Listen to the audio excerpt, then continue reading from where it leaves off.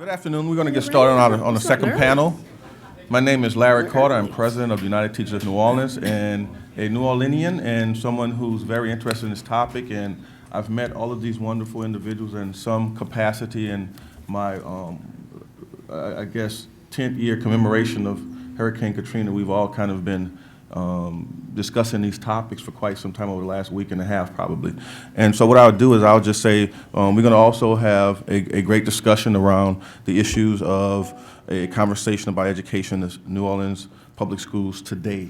What you heard earlier was a conversation and some national implications, but we're going to talk from local conversation. We're going to have a local conversation. We're going to talk about the issues that those of us who are actually on the ground and live the realities of what's happening in the city of New Orleans as it relates to education reform. And the panel is a great panel. I've had the opportunity to be around each and every one of them. And what we'll do is I'll do a quick introduction, but to say the least is not to actually take away from their tremendous work that they've done in our community. But we're going to do short bios just so we can get started. First, I'm going to introduce to you Dr. Barbara Ferguson. She's a former public school teacher and principal, and she was the first female superintendent in the New Orleans public schools. She is a former assistant superintendent of research and development in the Department for Education in the state of Louisiana, and she also was a former deputy secretary in the Department of Labor. Second on the panel is Mr. Ramon Griffin.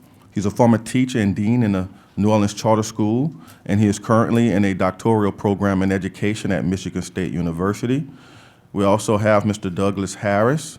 He's a professor of economics and the Slider Foundation Chair in Public Education at Tulane University, and he's the director of the Educational Research Alliance for New Orleans.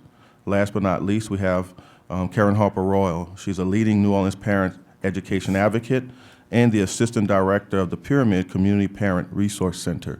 What I'll do, I'll give each one of the panel members an opportunity to speak to you about 10 minutes on this particular topic. The topic is the state of education in New Orleans today. And I'm going to ask them to go in that order. Dr. Ferguson can start us off.